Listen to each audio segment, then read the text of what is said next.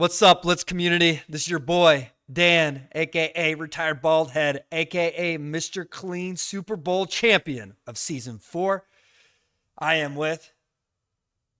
Prism, aka the Angler, aka the Latcher, aka the Puppeteer, aka the Dodger, aka the Hides Pine Rookies. Yeah. and, and we are here to go ahead and stand on Business. business. We got some juicy topics for you guys this week, but I'm going to go ahead and pass it off to the Puppeteer because he wanted to go ahead and start this off, I guess, the right way, his way. And what do you got for us, Chris? Yeah, it is my honor. I'm sitting down today, community, with the season 4 champion, Dan. Just having a little Angler chat. We're gonna walk through some personal questions with Dan. We're gonna Oh, walk God. through his time through Blitz. Oh, God. So just jumping into it, Dan, what is your sexual orientation? A lot of people in the community think it's not straight, but to surprise y'all, it's actually straight. I've never kissed a dude before. I've never, obviously I've seen penises because I was in the Navy and I went to boot camp and stuff, right? So that's kind of out the window. But I could never fathom the idea of being with another man. So it's straight as a metal ruler. Can't bend it. And you Yep. can't melt But we it. do care about gay rights. That's right. That's right. We do. Thank you, Advocate Ocho. What's your type, Dan? What's my type? Type of girl? Yeah. Yeah. Honestly, I don't really have a type. I do like my girls that have pretty faces. I do like faces. I don't go ahead and you can be white, black, Asian, brown. It don't matter to me. If you have a nice face and a nice personality, I'm game. Let's learn more about you. Let's get it going. Well, to Miss Sailor Nips out there, he's looking for you. He's looking Yeah. for a timeless woman, a classy woman. I think she's out there. Yeah, chill. All right. Well, Yeah. well, Dan, jumping back. I mean, let's go to season 1, Dan. Oh, buddy. Looking back at season 1, this is kind of a two-part question. What do you think went wrong with the Senoras? And then what is your thoughts on season 1 as a commish? And for those who weren't listening, the original Synergy Senoras lineup was Dan QB with WCK and Tourney. I think WCK was wide receiver, but honestly, I don't remember. Yes. WCK was receiver and Tourney was running back. And and then we traded Tourney. I'll go ahead and start off with this. It's me, WCK, and Tourney. And we had pretty good synergy throughout a couple weeks. And then we just had 2 alphas, right? And Tourney and I were both alphas and we were both button heads. And then we said some things. And, I was very competitive and very loose at that time. Just kind of like a wild cannon. Kind of so was Tourney as well. So, we had a couple of disagreements, and then Tourney requested for a trade after those disagreements, and I traded him. I traded him for, I think, Blue Squid and Sandman. I think my final roster was Blue Squid, Sandman, Wick, and Korean Daniel. Korean. Or Yep. Korean Daniel, yep. Yep. So, yeah, and then we played against you in the playoffs, and it was a close game. I think we were just talking about, Wick and I were just talking about it the other day. I think we were down like 4 or something like that, 2 minutes left. You had a 4th and 1, and Sandman almost tackled you to stop you, and then you got the first down. That just solidified that win. And you carried rookies to the Super Bowl, and I couldn't carry Daniel to a Super Bowl that year. So ended up losing season 1. Man, I want to latch on to something you said earlier, but would love to see Sandman play more in league. I always thought he could be pretty good. He did really good against you. He did really good. He did. So the thing you mentioned was 2 alphas. Mm-hmm. I guess let's break this down to 2 parts. First off, you played with a fellow alpha male this season in Kite 188. I mean, maybe people even say Romo as well. If y'all were to try the same team again today, do you think you could make it work? Oh, yeah, for sure. With WCK, Tourney and I are good terms. We kind of understand who we are. And I feel like that's kind of what the Whole Blitz community itself, too, is that you kind of find yourself who you are. And everybody's a meme and everybody's kind of like trolling in their own regard, So it's just kind of finding out how you can take them serious, Kite 188, he's a perfect example. Kite 188 as a person is a good person. TNG 3.0 is just a straight up meme and troll. And I love feeding it because it creates content for the server and it's hilarious. It's hilarious to go ahead and interjoin with. But yeah, Yeah. Okay. Seems like people have mellowed out a bit. Okay, so yeah, go back to season 1 as commish. How do you feel about the work you did? You helped bring back Blitz to a competitive atmosphere. yeah, it was, it was a lot of work, paved the way, go ahead and creating, because Money created the Discord, but, creating the channels, the rules, all of that stuff. Yes, we got together, but writing everything up, putting together original sites, kind of giving the blueprint to where it is now.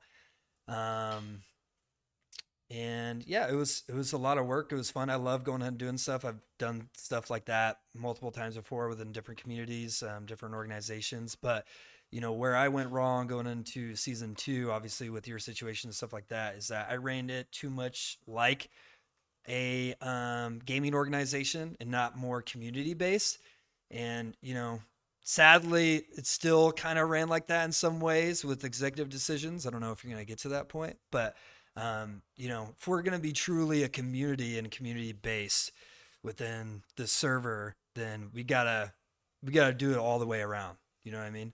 So yeah, That's fair. I think we have a decent amount who just go with the flow, yep, including yep, myself a lot. Okay. yep. Well, Same so here. go That's what go I do go now. into that. Yeah. Hmm. Going into that season 2, how Hmm. invested were you, and like, what was your experience filling in with Phoenix D? For those who weren't around, I told Dan to Gen 1 himself in our private Discord. Yeah. So he was kind of out of the Discord a little bit, then kind of came back at the end. But like, how invested were you, and like, what was your experience with the team? Well, just everything for me to leave the server is what saved kind of that league in that season, because it got that team back. Because if I stayed, Duxer left, you left, Ocho was on the verge of leaving, so it was on the point where I was like, okay, well, everybody's just being toxic as hell. Everybody's not being grateful for the things that I'm doing and what I'm trying to go ahead and do here. And now I'm getting kind of joked about to go ahead and kill KY, kill myself in a way that one of my friends did from you. And obviously, we looked past that and we've talked about that in the past, privately, but it was like, okay, I just need to get the hell away from the server. So, and then Jeff literally on an everyday, not kidding you, dude, on like, I would say everyday basis. Then I told him, dude, stop, please, please stop. Please stop hitting me up, because he hit me up on an everyday basis to try to go ahead and get me back. And then he got me back. And then we had on that team, it was myself, him, Kite, Kurt, and CJ. And Hmm. yeah, it was a fun time. I just love playing Blitz, so just getting back to playing Blitz again itself and not dealing with the drama and the bullshit and kind of realizing that it's just drama bullshit, um, was fun. Okay, I like to hear that. Now, Hmm. one thing that kind of surprised me the past 2 seasons was the switch to wide receiver. Hmm. Never really thought of you as like a wide receiver. QB and RB, probably your more known positions before that. What kind of inspired that, and how do you feel? How do you feel about the position? Well, with Phoenix D, I played running back, and then you're right, season 3 within, God, what team was I on last? Underdogs. Under, yeah. Yeah, underdogs. We had running backs. So it was Portis at first, and then he wanted me to go ahead and blitz. And I just, I think just like everybody else, you're doing yourself a disservice if you're not having your receiver blitz, or if you're not having your best blitzer be at the receiver position, because wide receiver range is just egregious as all hell. So I feel like it was just that specifically is okay. Well, you're receiver, so you're going to blitz, and Portis, was known for covering, and then Portis wanted to go ahead and um, cover, and then Roma was traded, and then I played receiver the whole entire season, so I just stayed at receiver in the playoffs, and yeah, lost the playoffs again. Was 0-3 at that point. That's where I was. That's season 3. What are you leading up to, And, Pris? I like the and then lead you up. came back. But I want to go back to season 3 because I Oh, think buddy. I mean, when you rank the most popular, most intriguing teams, you got to look at that underdogs team, that season, and CJ's performance at QB. What was your thoughts on the two of those? Yeah, started off the season with 3-0. You know, he just squeaked out wins. I do think CJ did learn a little bit within those wins, but just like what I've said multiple times on this podcast and different broadcasts within StarCraft Blitz, is that when you lose, you truly figure out why you lost and you learn from it. So, Hmm. um, with the underdogs that year, with us getting those wins and barely winning, we didn't have that learning period, and I think that shot us in the foot. And then also, like, we didn't practice, then we traded for Romo, and then Romo didn't basically play at all. Then we stuck Romo in the playoffs, and it just, it was just bad. And we barely lost in the playoffs to you guys and Danger Us. And Hmm. but yeah, that season with CJ, it was a lot of drama, a lot of scrutiny, that for sure against him, That's, and a lot of yelling matches with obviously the famous one with him and Ocho. I was gonna He say was a he fan. beat Ocho. He was a fan of you. Yeah. Yeah, Yep. I yeah, was gonna say, yeah, yeah, he faced a lot of criticism from myself included, probably a little overboard. yep, Of course, he liked to gloat as well. So like, yep. what were I want to go back? Yeah, how were the vibes when y'all were 3-0 in that locker room? How were y'all feeling? How was Oh, CJ feeling? oh, he's feeling himself. He's like, I'm winning, bro. You can hate on me all Yeah. you want. You can look at my stats all you want. You can say that my offense is crap all you want, but I'm winning. Hmm. And then we started Yeah. losing, and then it was like, and then he stopped playing as much Yeah. and That's stopped a playing shame. as quarterback. And this community can be a lot, and it was a lot on him. I love Al a lot. I still check up on him quite frequently. Hopefully we can get him back for season 5. But yeah, Love to see drama. that. Shout out CJ. Shout out All CJ. right, season 4. What was the expectation kind of coming in? And don't think I forgot, you got traded. Was that trade surprising, Daniel? Ooh, ooh. Gotta love that trade so much. I just want to thank Cressy again. I said it after the Super Bowl win. Just want to thank Cressy again for trading me to a team that truly, like DDD, we talked a lot about how we were going to tackle that week. It wasn't film review itself; it's just kind of knowing the players and uh, what they like to do and what we're going to do to go and counter it. So I love being a part of teams that actually go ahead and give you that team atmosphere. You know what I mean? And with the Dance of Turkeys, like me, Sen would talk all the time, and obviously Cressy. So we could have had some team synergy there and go ahead and do well. Obviously, we got one win, but I told him to suck my balls in a pub game because he told me to run a lure, and I just didn't like that or a route, and I spiced up the route and I caught the touchdown. And he got mad at me for not running the specific route he wanted, and I told him to suck my balls, and he traded me the next day. So, um, yeah, thank you. I'm benefiting from it from the Blitz community for sure.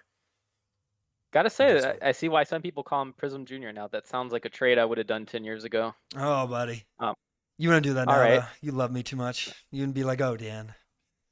Yeah. Well, Nah. I gotta ask, kind of rewinding. When did you really think that you guys could be a Super Bowl team? Did you think that like right away when you got traded there, or did it take a while? So first reaction, I was like, oh, okay. Well, we got a land of misfits here. You know what I mean? Like Romo doesn't play that much. Kite was, at the start of the season, he wasn't very good. And I was like, man, we got a land of misfits here. We'll see how the season goes. And then we were in ball games there early. I was like, oh, we can definitely do this. And Kite start playing the game literally on an every single day basis. He's unemployed, living that unemployed life, getting that soup from Gma every day, going ahead and making him healthy and strong. So he So start, jealous. oh, so jealous. Um, so he started getting better, and then Ryan, aka Romo, start getting so much better. Seeing what plays work for him, what doesn't work for him, being calm, like you saw in the Super Bowl, where they were playing that Gamba defense and forcing the mistake that he made in the first matchup that we had in game 1 in week 1, where he threw that ugly late icon to go ahead and cost us that game. they tried to do the same thing, and he took the sack. He took the minimal yards. He took those, uh, you know, good plays and not putting the ball into jeopardy. So, uh, yeah, it was honestly a team effort. Nito, dude, can we get a round up? Nito, come on, baby, making the play of the year of the Shout last out to Nito. play, dude. Come on, that was great. That was beautiful. That's honor, baby. That's karma, baby. That is karma to the max. We played our backups, okay? We played him when he was eligible. Like, we didn't play him the week before, and that was Romo's decision. So I gotta go ahead and latch on because I told you I was gonna go and latch on to him for that week. I have a Oh, he's new still person. latching.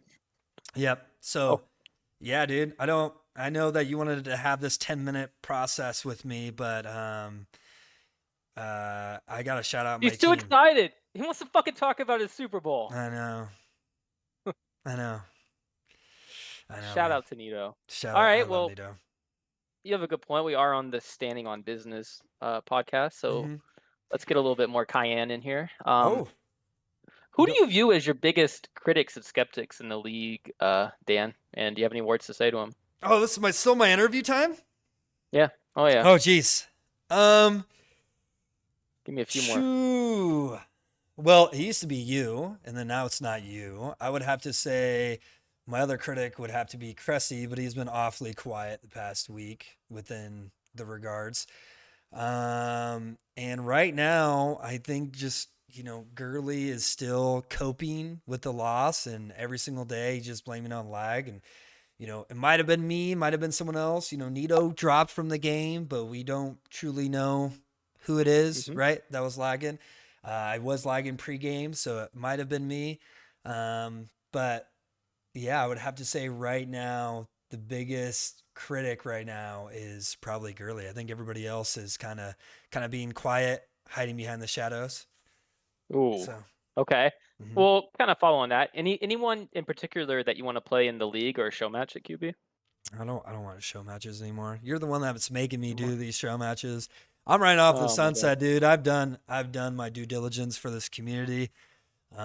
With bringing back the first tournament, bringing back league, going ahead and getting everything set, and finally winning a ring, dude. In There you go. all of Blitz, I've never won a ring. This is my first time finally winning a ring. So There it fucking is. All right. Well, there it last is. question to straight Sailor Nips. Yep. What is your biggest blitz hot take? My biggest Blitz hot take. Oh man, I kind of want to save this for a different episode. I have different topics kind of in my head. Ooh. Yeah, I Ooh. really want to say there's Ooh. one that's really brewing. And I'm just gonna go ahead and say the topic, and then can go ahead and talk about it next week. Okay. Okay. Um, People that are good that haven't won anything. So like me, I was that person that was pretty dang good but didn't win anything. That still has a lot of confidence. That talks crap. That doesn't really have the pedestal to go ahead and stand on business in that regard. So get ready for that juicy topic. There's some players, and I think Priz is probably whirling around his head right now. I have players that I really want to go ahead and talk about that are good, that haven't shown anything in league that they're good or won. That maybe they've shown within stats, but have won. So Ooh. yeah, All right. Come for him next episode. yep. Thank you everyone for listening to the exclusive Angler Sit Down with Dan, aka Sailor Nips. Um, I don't want to hear any more allegations about homosexuality, and we're checking out and going back into the podcast. Oh, thank God. Get to save my voice now. You get to talk a lot. All right, I'll serve this one up for you, and then you can go ahead and talk about what we kind of just talked about already, the Super Bowl recap. It was DDE against GGG. Came down to the last play. I forgot what the score was. I think it was like a 5-point differential, and came down to the last play. What do you think about the Super Bowl? And if you want to go ahead and talk about the Super Bowl, break it down for everybody that didn't watch it. In a lot of ways, it kind of reminded me of last season's Super Bowl. A lot of the offenses kept just chugging along the whole game, getting points each possession, and then very last possession we get that stop. I think if you're looking back at it on GGG, you're thinking, wow, missed opportunities with, so many close sack opportunities, a couple fourth downs, that the big play early that we didn't know was a huge play, that Dan Moss over Irvine. I think defensively, you're like, man, we should have had one stop that game at least. So you're kind of regretting that. But I thought both QBs played very well. All the receivers played really well. I thought it was a heck of a game. And then on GGG's end, you probably wanted to manage the time a little bit better. I don't know if Finn could have got out of bounds, because sometimes when you try to go out of bounds, you hit that angle. But last play, I really loved that you guys latched onto Irv and just like, we're literally like, hey, it's last play of the game. He's not fucking going to Gurley. We're making our call and we're sticking by it. And what a play by Nito. He had moved off it, but like he stuck with it. He came from the blitzer to bottom sideline. And I think he just a big dick move by Romo to put him in, and a great win. Amazing Super Bowl, maybe even better than last season. Oof. But you tell me, Dan, you played in it. Oh. Man, I was saving my voice there for a little bit. Hydrating. Stay hydrated, chat. Okay. Oh, yeah. Keep them away. Yeah. I will say that I think every Super Bowl has been pretty close and good, right? There hasn't been, throughout our resurrection of Blitz, there hasn't been a Super Bowl that was a blowout, right? I don't think a complete blowout. Yeah. Season 2 were both close. Season 3 was close, kind of same thing, kind of last play. But to be honest, like going on a 6-win streak, because we started 0-2, DD. We started 0-2. We went on a 6-win streak, and we played with honor. Okay, people will go ahead and say there's some people out there like, oh, dishonorable. You played with lag, blah blah blah blah. Okay, you play in rain. You play in snow. Okay. Sometimes you gotta do that. We had people playing in Columbia. We had Lemnos that had like 6 different things on for production, and 8, like, what do we have? 8 people in there. Okay. So if I was lagging, cool. Doesn't matter. If you want the lag to go ahead and be stopped, then you go ahead and ask for it. Okay. So I don't want to hear that. That window, that's not standing on business. That's like going ahead and giving excuses and crying. Let's go ahead and stand on business. That Super Bowl came to the last play. And I told you, I said in the last podcast, that's going to come down to the last drive. Whoever has it the last. Did I not? Whoever has it the last. And they're going to either score or they're going to be stopped. And that's how it's going to go ahead and be. It's going to be a last drive thing. And that's exactly what it came down to. And the last play call was, hey, they're going to Irv. Don't let him get an icon. Don't let him do anything. And Romo, the way that Romo plays within the red zone is that he always gambles. So he always like dives. Like he tries to go ahead and cut it out right away. So like he just took a straight dive to Finn. And Nito, it looked there for a second that Irv actually had a chance to go ahead and go to it initially.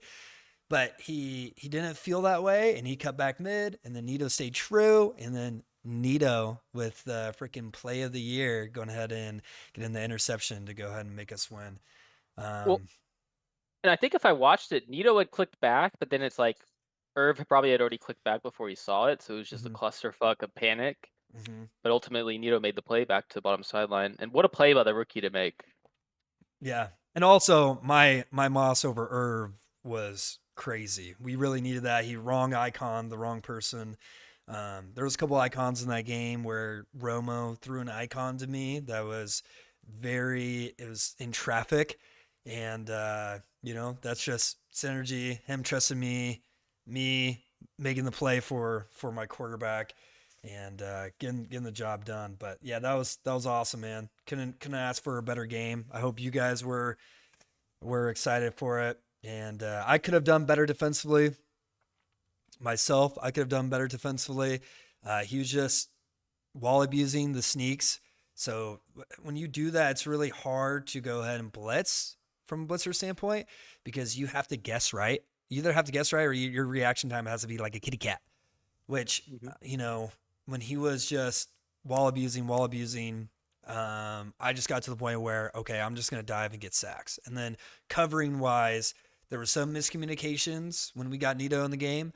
But I could have done better within covering my sideline. And I think both sides, GGG and DDE, we could have done better defensively. It was just such an offensive um, juggernaut game that the defenses just truly didn't shine in a lot of ways. Besides that last play. Yeah, it's like how were the vibes during the game? Was there any nervous? Were you kind of, not freaking out, but getting worried in there, or was it pretty optimistic, confident? So Romo kind of lost his nerves throughout like halfway the season. He was kind of calm, cool headed. And Nito was nervous as hell, bro. Nito was so nervous. Nito was like, "Oh, I don't know what to do with Fed." He's like, "Oh, Fed's so good." And I was like, he's just playing so nervous. And you can see within his blitzing technique and the way that he was taking angles. And Finn just had a lot of time. You could see the difference of when I was blitzing Finn to when Nito was blitzing Finn is that Finn had Mhm. the time and luxury to go ahead and prolong the play. So Nito, I was pumping up Nito, bro. I was in his ear. I was like, "Come on, Nito, don't be a pussy. Let's go. Get aggressive. Let's go." And then he was like, "Dan, I need you right now. I need you. I need your energy." And then I got on him, bro. I told him, "Stop being a pussy. Go ahead and take those aggressive angles. Go towards the scourge. Don't let Finn juke you." And then he got some sacks, and he was really happy, really pumped and starstruck once he made that last play. And man, I wish that you guys could have heard it. I don't know why they jumped to the Oh, losers right away. That makes no sense. yeah. They're saying, "Oh, we don't want to hear Dan. Go ahead and be loud." Like, what the fuck? Come on, dude. We go to the Super Bowl. You guys have gone to the only reason why when I did the Super Bowl last year, went to the loser team is because I wanted to. Um, I don't know if I did it last year, but I've done it in the past. I like to hear natural raw emotion, but like when you win the Super Bowl in last play fashion like that, like you gotta hear that raw emotion, dude. Our chat was crazy. Our voice channel was insane. Yeah, I don't want to be too much of a critic for that, but yeah, I was kind of disappointed they didn't do that either because, like, I don't know. I get maybe if you go into Young's channel because you're gonna hear Young going like, "Fuck, man, I should have icon. The play was open, man. Fuck." Yeah. But we kind of missed out on that moment. But yeah, that is what it is. Perhaps the best Super Bowl play of all time by Nito, maybe. And not only was he a rookie, but he is the first RB to blitz in the Super Bowl and successfully win. Ducks blitz at RB season 1, but we lost the Super Bowl. So pretty big milestone there as well. That's a nice nugget. That's a nice nugget. Yeah, and before that last play, I want to Mhm.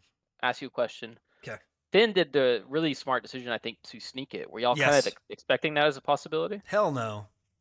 Hell no. Mine's probably like racing. You gotta hurry and talk, right, to get ready for the play. Yeah, well, he took some time because I think he went off sides before that play. So he took some time to go and hike that. But like we were telling Nito, "Hey, just C3 here. They're probably gonna go ahead and throw it in the end zone. Just C3, be patient." And then he snuck it, and I think that's really smart because we have to tackle him. We can't let him go in the end zone because I think there was like 9 seconds left. So he had enough time to go into the end zone, or get like on the 1 yard line. So, but they it's kind of bad play on Gurley's side, which is a good learning experience for Gurley because they wasted what, like 4 or 5 seconds left. They only had 3 seconds left, so instead of like 6 seconds that they could have had, they had three. So they could have had two maybe jump balls if they did it really quick. Vice one. So Yeah, I did notice that on a lot of them. Even the timeout, he probably ran an extra 3 seconds. So all this mhm. extra time they kept running off. I thought they were gonna have enough time on their last drive, with how it started. But then Finn had those tackles in bounds, and Gurley was just running down a few seconds. So I think that last play where you guys really latched on to Irv, it kind of shows the flaw with the roster construction because it's tough to not go to Irv there. I mean, Irv's one of the was I don't know, maybe the best RB this season, right? And your other player is Gurley. Are you going to go to him on the game-winning Super Bowl play? Like that? That would, if he did that, it would have been a big dick call. So I understand why they went to Irv, but obviously you guys were 100% focused on him. yeah, you got to give it to your star player. And to be honest, Romo did the same thing. Romo, like he gave Nito some plays, but he even said himself, he's like, "Nito, I'm gonna trust Dan here. Like I'm gonna Yeah. trust when we're in the red zone, I'm gonna trust Dan here." And you got to. Or you can go ahead and set up your rookie or your unpolished route runner to something simple and give a nice lure so it's wide open, you know? Hmm. Um, but in that play, like it's like you're not you haven't trusted Gurley all season. to go ahead and go an icon. You barely icon Gurley all season. You gave him a lot of big plays downfield and deep plays that you can go in PP that are safe plays.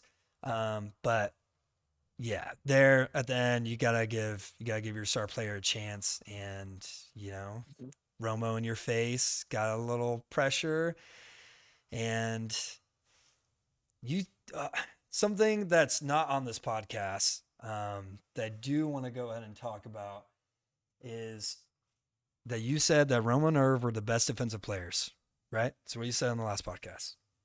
You said Romo and Irv, not Romo and Irv, Finn and Irv Oh, are yeah. the best defensive players.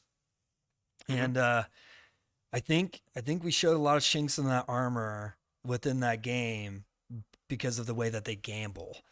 Obviously, Romo snuck on Gurley a lot, but I think the way that they gamble and read the obvious and gamble the obvious, Romo ran a lot of plays that countered that. So, kind of giving you guys a little nugget of how to Well, counter those well, players. let's jump into that. One big topic of conversation in the league is film review. Mhm. Film review was made famous by the season 3 Krusty Krabs, who did over 10 hours of film review for Squid Ink. What was y'all's kind of preparation into this game? Oh, I don't. I only watched like the game once afterwards, and then Romo only watched like a game or a couple of games. We watched a couple of games, and then we just kind of talk about it, kind of their tendencies, what they like to do, what we could do to go ahead and counter it, and then just try to execute. So obviously, I don't think GGGG does that. They just go out there, run off pure skill. You guys did it, Triple T season 2, where you guys film reviewed and you guys had the skill, and you and Ocho, I think, kind of balance each other really well there in the secondary. And I think That's Kite, fair.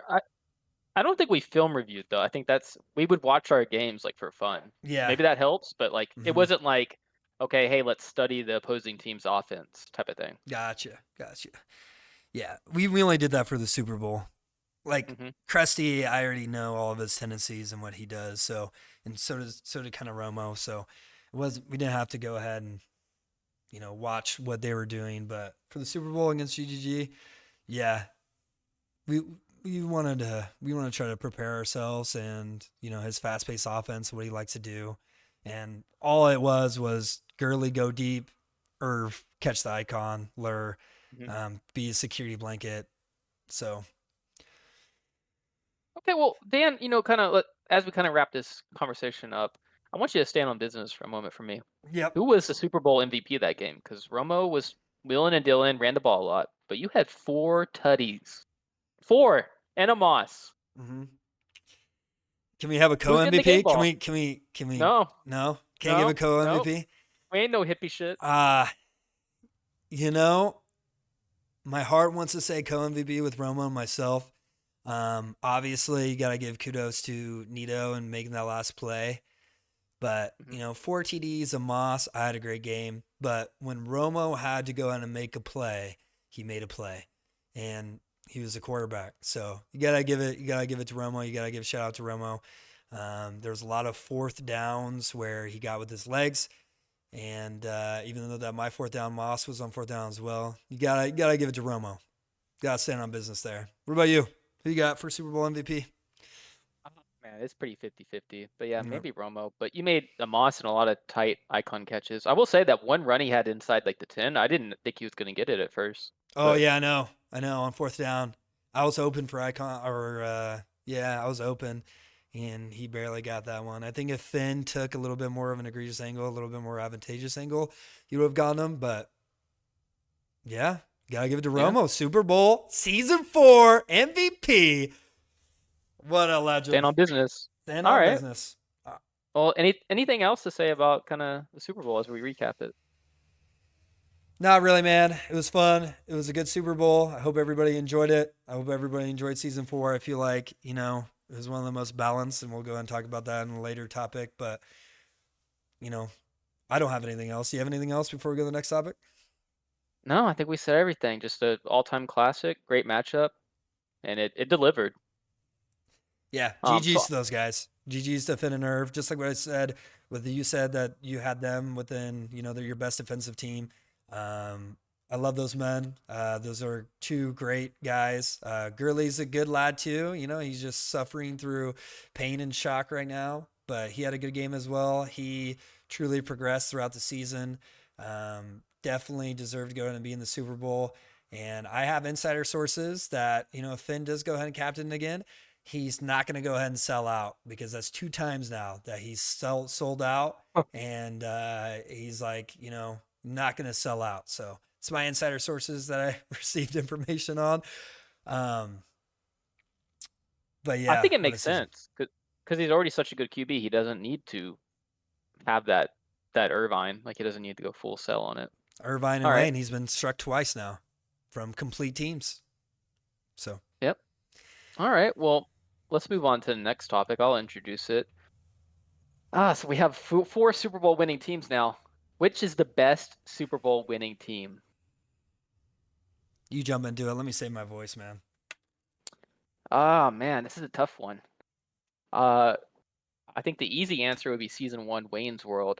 However, the thing I will say is they had such a loaded roster compared to the competition they played. Mm-hmm. So we really never got to see this team play against tough competition. Our good blitzers. I mean, what we saw this season, when Wayne had to go against a competent blitzer, he really struggled. Some pretty bad QB games by him.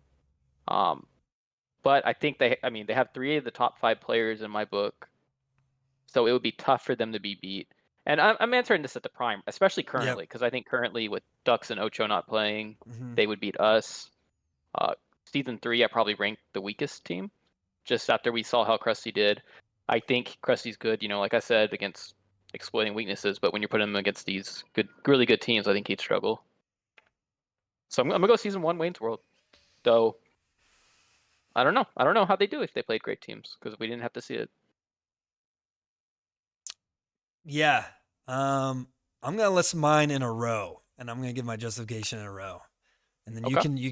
can go ahead and rebuttal with yours as well. Number one, I do think it's Wayne's World just because they have beasts. They have like two tier ones and a tier two. I don't really give a shit about the tier system itself, but you got to go ahead and recognize their skill talent within that team. Even though the Turk doesn't play too much, he's been playing a lot more recently, a lot more pubs and stuff recently, especially before the playoff games and even now. So, like having Wayne, Finn, and Turk on the same team, just probably one of the best constructed defensive teams.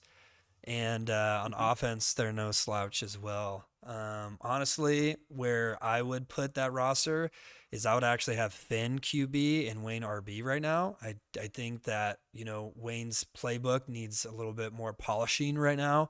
I think Finn has a little bit more of a broader playbook, and that's why they ended up beating Wayne in the semifinals. Is because, you know, you can only call a delay slant so much. You can only call bot donut slant across so much. You know, a 90 so much. So yeah, that would be my number one. Number two, I would have to go ahead and put DDE because of our defense. Our defense throughout the whole entire season, like we were just solid. We were really, really good.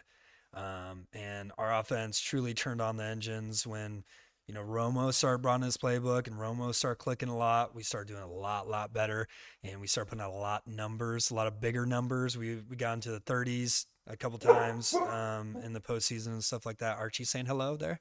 And then three, Triple T 2.0, just like what you said, where they're currently at, where you guys are currently at. Like if we were gonna go put you guys on the field, you guys would look a little bit rusty. But where you guys were in your prime, especially Ocho in his prime, like a lot of people don't give his flowers. People give you your flowers because you're really good offensively and defensively, but Ocho Flowers in his prime, like his reading ability on defense, the way that he gambled and gambled smartly was just next to none. His catching ability, next to none. And then Duxer, he came a long ways and blitzed the quarterback really, really well. Kind of like Devin-esque. I think Devin's a little bit more faster and twitchier now.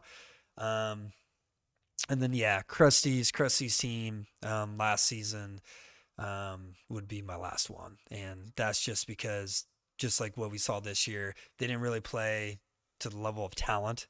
And I don't know, Devin Cressy at quarterback. If you put Wayne at quarterback, that team would probably Wayne, Cressy at I don't know, because then you would have to take Devin off of receiver. I I don't know. Yeah, I would have to list them last, even though the Devin is the number one blitzer right now, I think. Right. And they did have Turkey too. They Oh, played yes, that's Turkey. right. Yeah. Yeah, they played him all of semifinals and then one half against us in the Super Bowl. So honestly, Wayne, Devin, and Turkey, that would be without Cressy and put Cressy on the bench. I think that would be a better team. Probably. I mean, Yeah. no, I think your comments about TTT are fair. I think the thing I noticed with Ocho as we went to season 3, I think he really took on that, like, okay, hey, everyone knows me as the gambler and playmaker, and I think he took that a little too far in season 3. I mean, it was good for certain parts, but then he just didn't choose his spots as much, whereas I thought he did that in season 2. And then maybe having like I like having him with my coverage because I like stylistic differences, so I thought that worked well. Yeah, I think I think it's fair. But I think Ocho is going to want to show match against you guys after hearing this. Oh. Yeah, he's we played yesterday and he's like, man, I'm so washed. I'm like, no, Ocho, you're good. It's like riding a bike, baby. It's like riding a bike. You'll get back into it. So Yeah, let's let Ocho shake off the rust a little bit, and then maybe we can get a match together for some content reasons. So you got the same 4 in a row, or you spicing it up a little bit? No, I probably put us 2. Okay. But otherwise it's the same. Flip DDE and us. Yeah. But yeah. Also, Ocho's a little spaced out. I think he just once you win, Dan, you're gonna see it. You don't have that same. You don't have that same drive fueling you. Well, I gotta win as a quarterback. So next season when I'm captain and I choose you, and then we go to the Super Bowl, we gotta go ahead and win a ring with Dan at quarterback. So I just love the game itself. The game is a lot of fun to me, and yeah. So I love to hear that. I don't know that I'll be playing next season, to be honest. Yes, you but are. That's a topic for another day. Mm-hmm. You are. Me and you, same team. It's gonna happen. They're gonna demand me to cheer too. We're gonna see about it. Well, take us into our next topic. Next topic, talking about this season since it just concluded. Is this the most balanced season that we've seen yet? What do you think?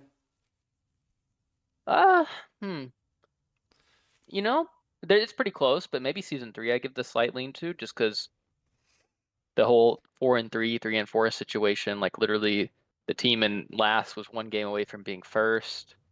But both had really close Super Bowls. I mean, all our playoff games this season were really close, except you guys, blowing the shit out of Krusty. Mm-hmm. I would say it's pretty close. I slightly in season 3, but this one was very competitive. Interesting storylines. Felt like any team could really take the Super Bowl, except maybe Resilient Lions. But yeah, I love the competitiveness this season. I love Romo rising to the occasion. I love our rookies stepping up, people playing different positions. I thought it was a great season. Yeah, I would say balance wise, maybe season 3 goes out and takes the cake for me. But like balance and competitive wise, this season was probably our most competitive and balanced season that we've had. Yeah, by far. Even though that you had like 2 rookies, they learned a lot. I think Tuca's getting a lot of recognition within the Blitz community server now, and that's just playing with someone that's a savvy veteran like yourself and going ahead and instilling all that knowledge that you have into him and Gasol. Like zone tackling. Zone tackling. Yep. Let's talk about zone. Let's not talk about zone tackling. But yeah, I think this season for we'll sure. We'll talk about it, Tuca. This season for sure takes the cake for me for the most balanced / competitive season that we've had since the resurrection of Blitz. I think I see your point because like the cube, like it's still balanced while you have the QBs at a higher level, taking it to a higher level. Yep. And yet it's still competitive. Yep. What Romo said in the post-game interview is that he doesn't like how it's the QB agenda, like this QB against other QBs. What I'll piggyback off that is I agree with him that it's a whole entire team that goes ahead and gets the win. But when you have the caveat to it is that when you have a quarterback that is just echelons better than another quarterback, kind of like season 3 compared to this season of quarterbacks, it's just night and day. It's night and day within offensive prowess. It's night and day within, the way the game is played, the speed of it, the cadence of it, all of that. It's just totally different. Totally different. No, I agree. I do love the take by Romo, though. I've been saying that for a while. Yep, it was a good take. Yeah. It's my latcher. I mean, that's my latch E, since I'm the latcher. I don't know. And your Super Bowl MVP. Yeah. Oh, speaking of Romo, too. Oh, you want to go ahead and talk about this one? Why don't I introduce it? Okay. You know what? Where does Romo slash all players in the Super Bowl rank now? Yeah. Involved in the Super Bowl. Yeah. What do you got? Why don't you lead this one, Dan? I think Okay. you have some strong thoughts about this one. Yeah, I do. Let's go with all the players involved. If we're going ahead and combining what they do for the team, stats, and win wise, you'd have to have Finn at number. If we're just listing the people, okay, I guess we're talking about general wise, where we're gonna go and list them within our rankings right now, right? So, I would have Finn still at the higher edge. 5. I think I had him at 5. Irv, I don't know. I think I maybe bumped Finn over Irv now because Finn has 1, and then plus Finn has put up a lot of stats, and I feel like Irv, because Irv in season 2, did he make the semifinals and lose? Is that what happened? Yeah. Okay. So Irv hasn't won anything yet either, right? So, and I feel like Finn winning a Super Bowl kind of goes in and gets that edge a little bit more, and he impressed me a lot within our Super Bowl. So right now I'd have you, Wayne,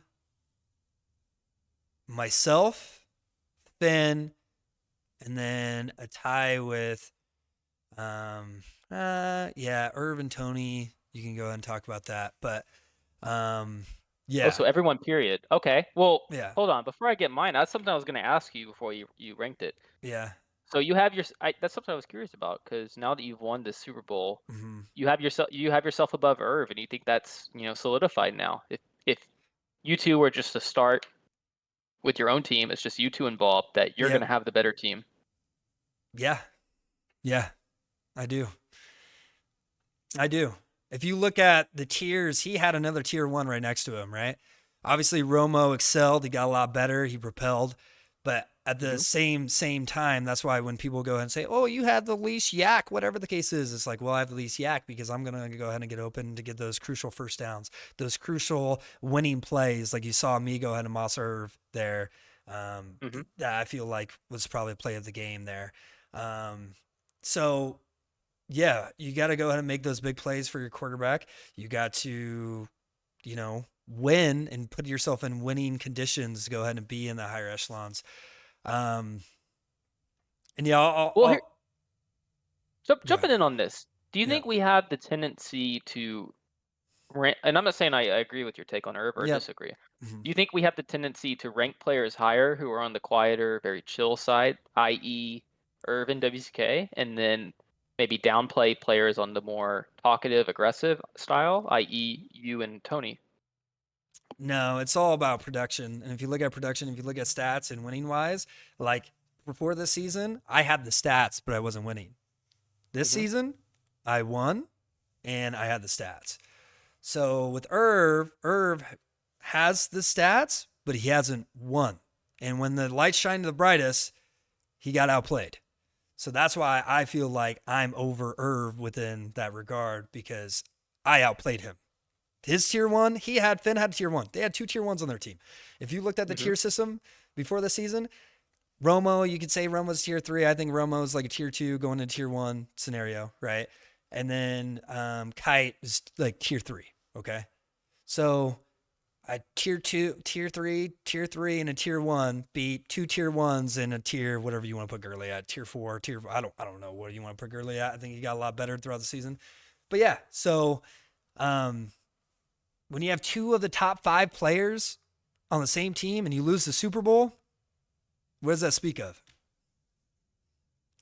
Yeah. So I know it's tough because the teams wouldn't have the chemistry, but Yep.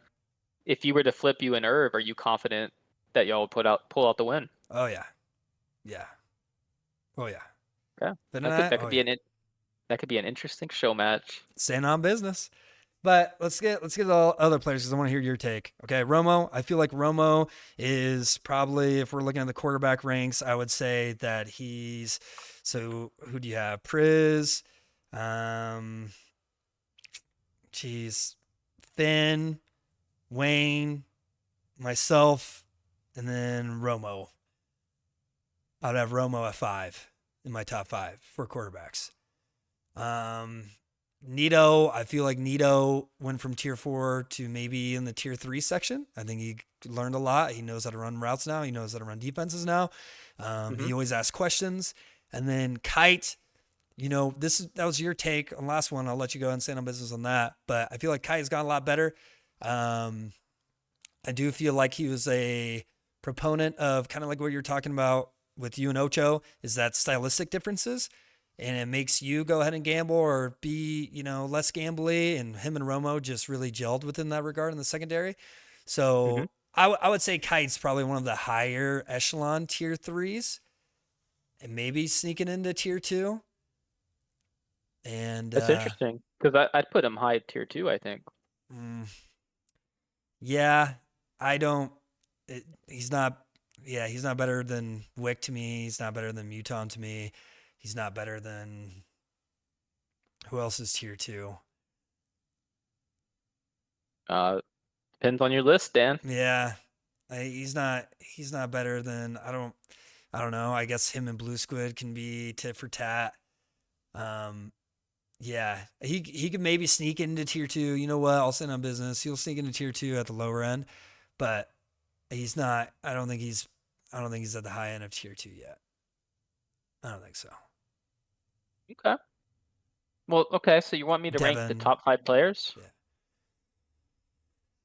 Yeah, Okay. where they sit, where they sit within the rankings, just kind of like how I did. You can spread it out a little bit. Yeah, I'd probably go Finn 1. Um, Number 2. Do I move Turkey down after that game? I'm gonna keep Turkey at 2. Oh man, Um, at number 3, number 3 is a tough one. You got a lot of people competing for number 3. I'll put I'll put Krusty Senior 3. I'll put Dan 4, and then I'll put Irv 5. And then right out there, I got Devin, and I probably bumped down Krusty a few spots, more like top 10 to 15 now. did you say you Um, in your no, I top 5? didn't.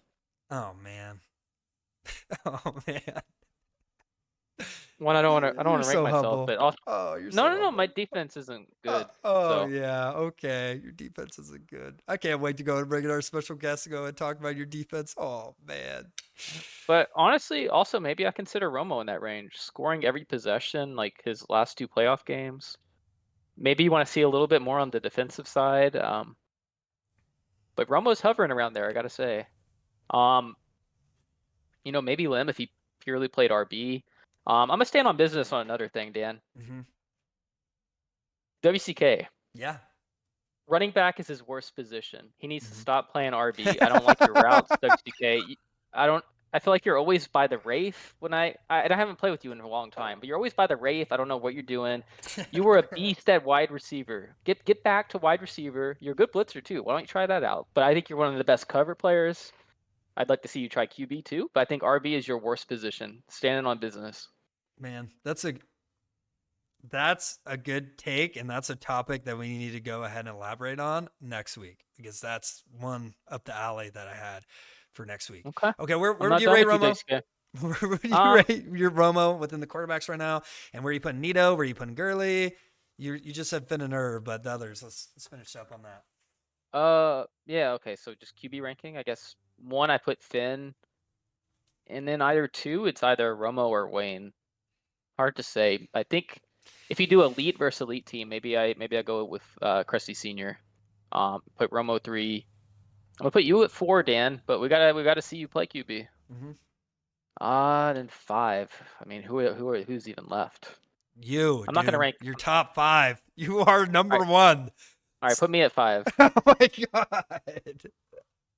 I can't with you. This is Or put standing on business pod. You can't humble brag. You can't just go ahead and skip past what you've done within Blitz. You can't do it. You literally took 2 rookies. Team that our special guests that we're about to go introduce got absolutely annihilated at quarterback position both games. And then you got subbed in there and you took them to the freaking playoffs and almost won a playoff game. You got to give yourself some fucking respect, bro. Come on.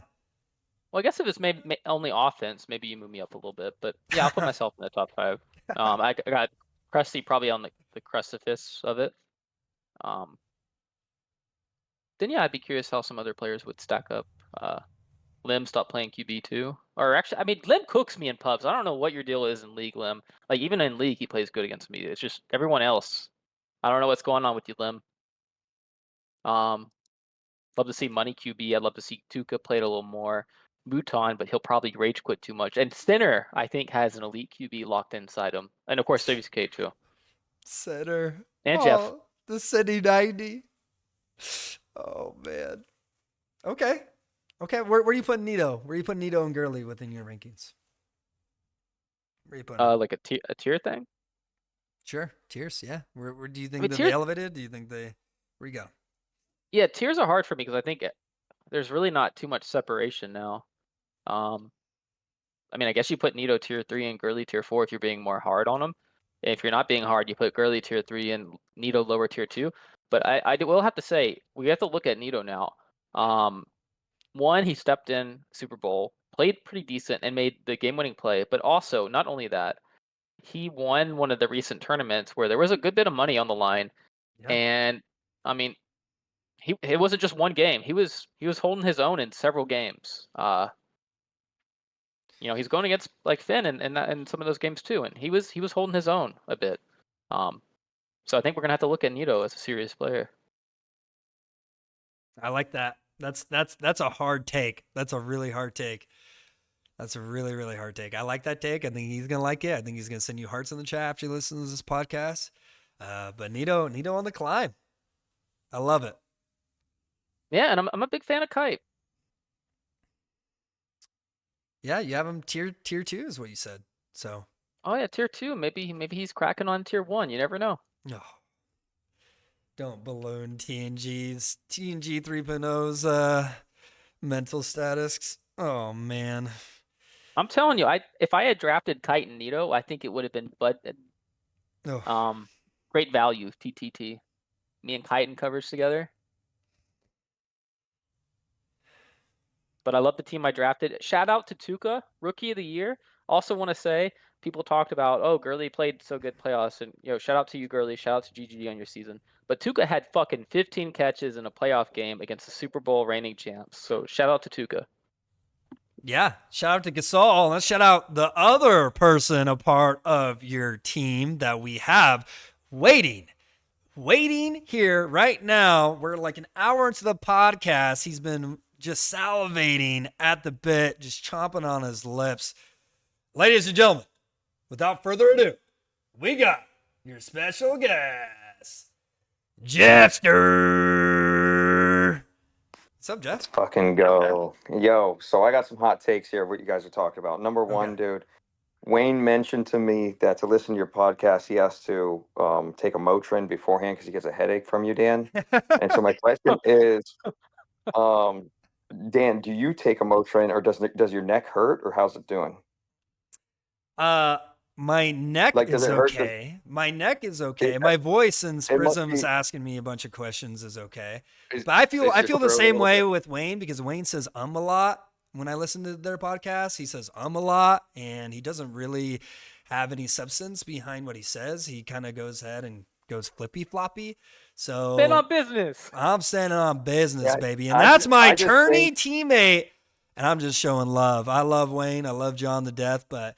Yeah, dude, you gotta stop saying in your podcast. Just say it. Say it with your chest. Whatever you're thinking. All right, what else? I think that Wayne should hand you some Motrin, man, because your neck probably hurts from sucking yourself off so much on this podcast. Um, to go back to season one, Dan's season one collapse was fucking hilarious. Number two, Dan, when we talked about the type of girls you want, I just want to say that you need a girl that knocks you down, bro. Just like me, my ego gets too much, bro. You don't want someone that wants to lift you up. You need someone to fucking knock you down. All right. Next one up. I know y'all are the fucking latchers. I'm the fucking roper. I bring you back, Dan. Number 4, let's go, Nito, my fucking boy. Dude, all right. Dan, how much money do you fucking need to not lag in a game, bro? I'll pay whatever it is. Fucking give me a number. God damn it. He's not a part of any of our topics, but I will say, my internet for where I live out in the country is pretty dang solid. So there's nothing else. You would have to buy me a new house in a city or something like that to go out and get better internet, because other internet it doesn't exist. So keep going though. Keep going on your rant. I love how you're saying up business. Sounds like a lot of Wayne takes, but go ahead. Krusty needs it. Yeah, it is, dude. Because Krusty needs to fucking become the latcher, because all he's done since coming in is latch on to Wayne, dude. Finn went from no playoffs last year to fucking almost Super Bowl winner this year. Shout out to Finn. Snake eating its own tail here, bro. Somehow I'm better than Dan, but Dan's better than Romo. This is some delusional Dan world shit. And unveiling the new Wayne nickname, the Jack, dude, for our attorney. The Jack. He is the Jack of all trades. Of all trades. I am the king. Dan, man, I've been thinking about who's the fucking queen, bro, and I've decided it's you. And my question is, on this fucking tourney, who's going to become the ace? That's what I want to know, because Prism's the fucking dealer already, you know? So he's the Joker. Go. He's the Joker card, bro. I think the Joker's. I think there's a few Jokers in this fucking crew. That's true. That's true. You give that to TNG 3.0 or Gurley or some I'll give that to TNG, dude. TNG, I think, deserves the Joker card. Yeah, he got the Joker, dude. Jack, that is so corny. That is like the corniest, cheesiest fucking thing I've ever heard in my whole entire life. And I'm not the queen. I'm your right-handed man. I think out of all numbers, I'm your lucky 7. Yeah, that's what I'm going. But me, I'm not your fucking queen. I don't got a vagina between my legs. What about you, Chris? what card are you in this tournament? I'm okay with being the ace. I like it. I like it, Jeff. And Jeff, there it is. Why don't you just touch on every topic and give us your top 5 players too, Jeff? Yeah. Oh yeah, here we go. Number 1, I gotta go fucking Prism. Number 2, Wayne. Number 3, Finn. Number 4, Irv. Number 5, I'm gonna go Dan, dude. I love giving Dan his flowers, bro. I just don't like how bad his neck hurts, or the fact that his neck got so strong that it doesn't hurt. It's called shoulder lifts, brother. Getting those traps in. I love it. I like that list. Anything else? I think you tackled a lot of the previous subjects that we just talked about. Anything else you want to go ahead and talk about, or a lot of it seemed like a lot of Wayne verbiage came out of your mouth a second ago. I like giving Wayne the flowers and taking it away at the same time. Jeff, what is your sexual orientation? Oh, there it is. Oh man, dude, whatever my wife is into, dude. You know what I mean? Whatever that day, whatever that is that night. Shout out to Jen. Oh, Jen. Keeps him humble, breaks him down. Straight breeder, bro. Straight breeder. Thoroughbred. Jeff's like the Eiffel Tower at heart, but then now he's like the Leaning Tower of Pisa because of Jen. So thanks to Jen. It's good. Turning up, bro. God willing. God willing, the fourth coming. All right, Jeff. Let's jump into it, dude. What's your takeaways from season 4 and the Super Bowl and everything that happened this season? What's your takeaways?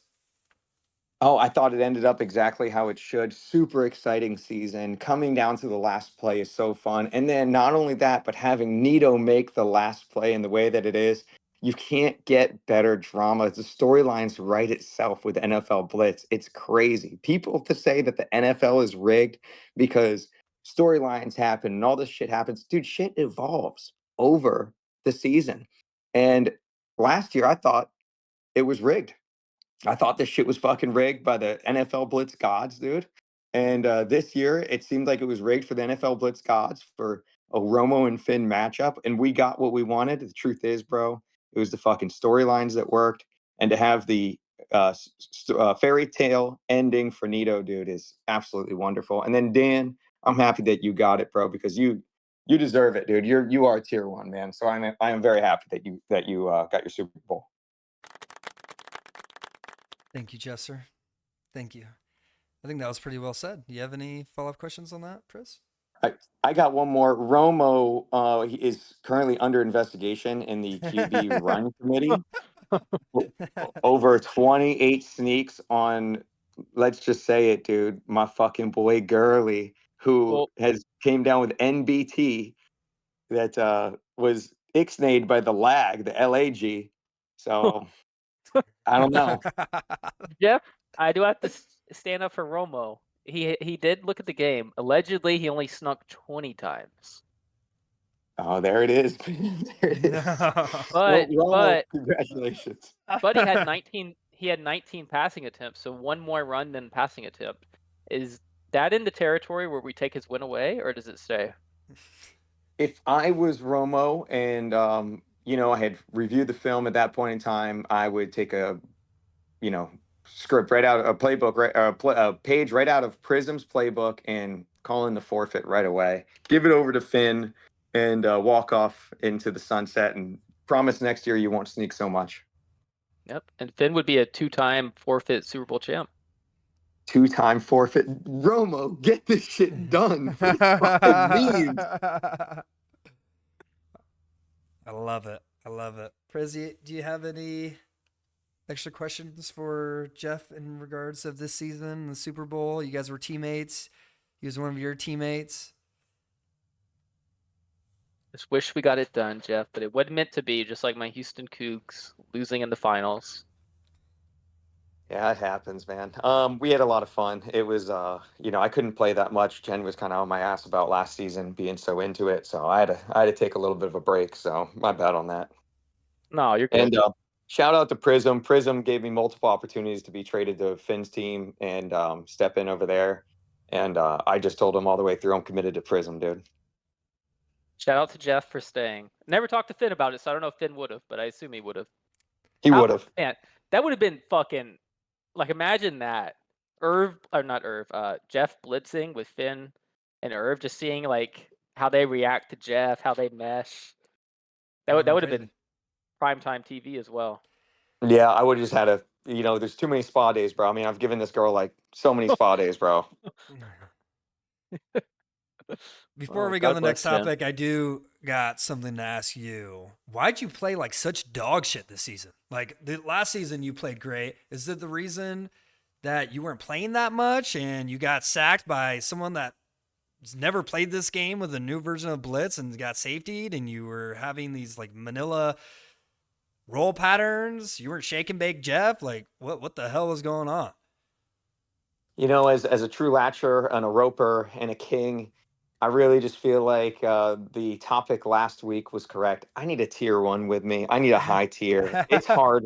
It's hard to come in with two rookies. I'm not as good as Prism with a set playbook. I mean, it's a lot of rotate offense. And to play rotate offense, you really got to have some people that have experience. So it is what it is. And I played terribly. I rewatched some of those games. My sneaking wasn't good. My juking wasn't good. Thing safetied me a few times. And it's just Gurley dominated me in the sneaking. Dude, what has happened with Yeah, that? I want to say first off, I didn't set up Jeff for success in the game against League of Shadows. I just wasn't gonna be involved with the drama game. If someone's that obsessed with me, I'm not gonna give them that attention.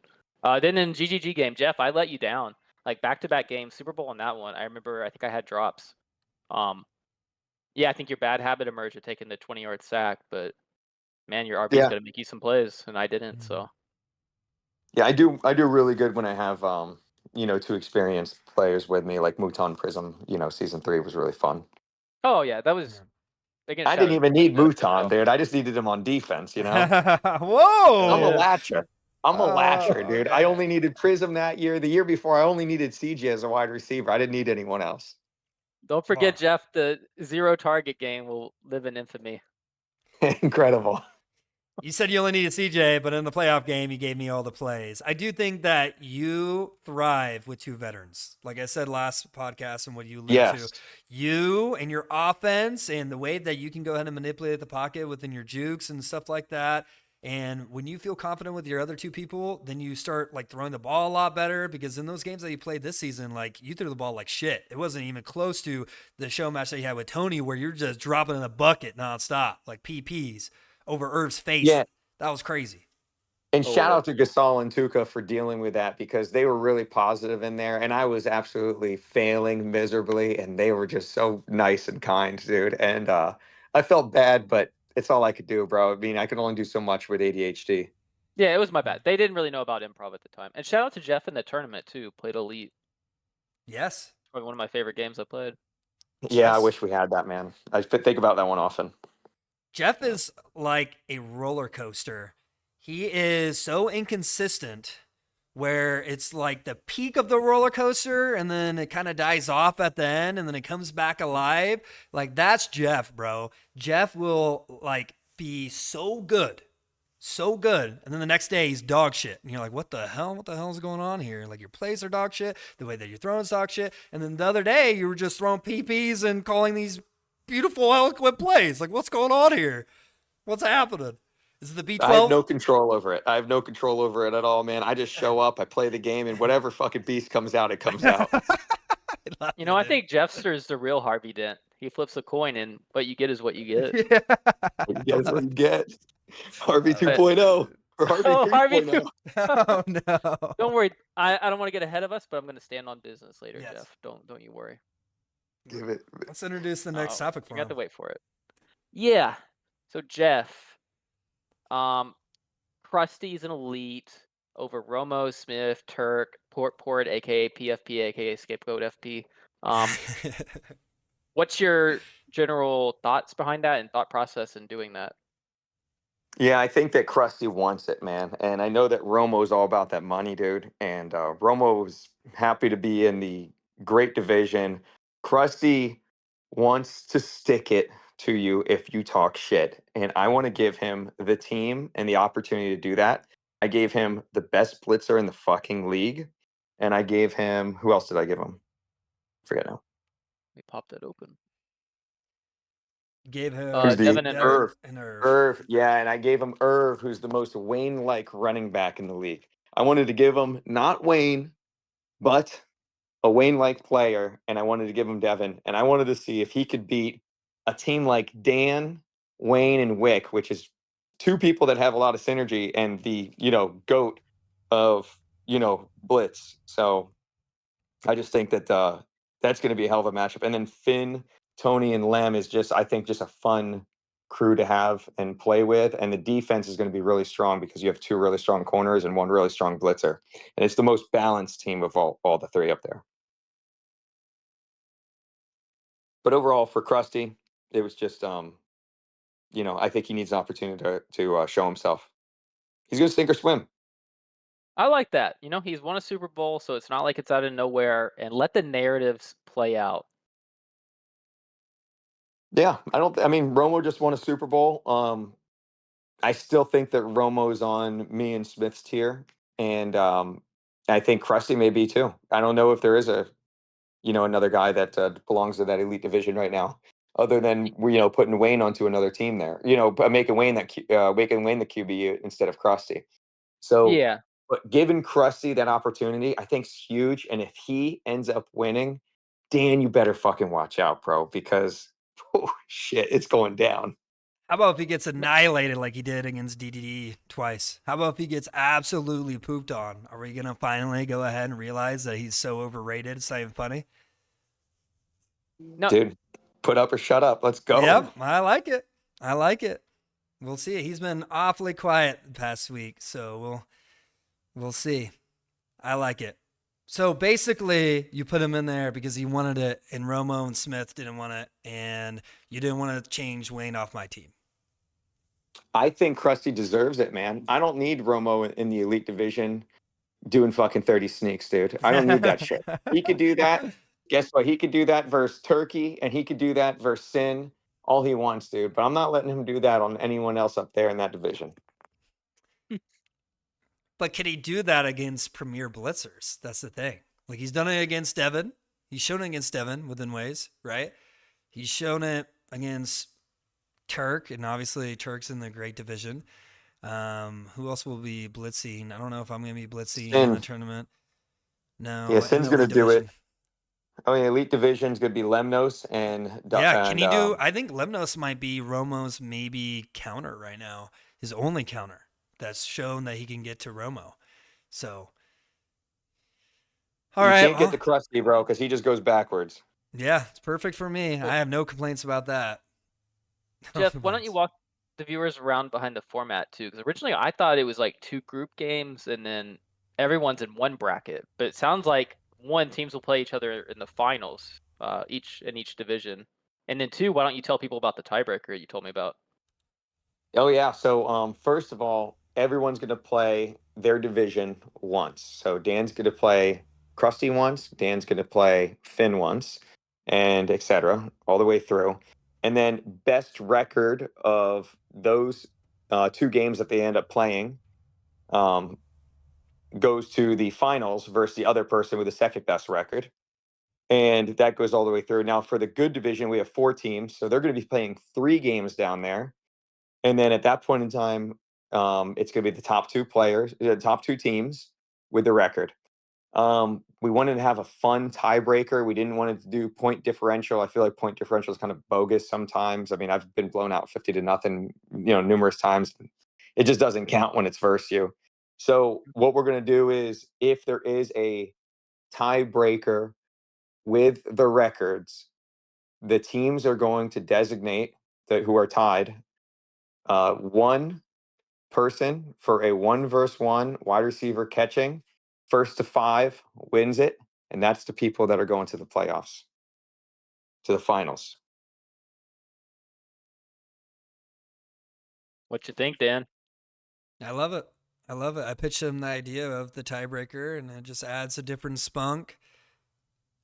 And Yeah. the whole point differential thing that we've had in past tournaments and stuff, like Jeff was saying, it's stupid sometimes.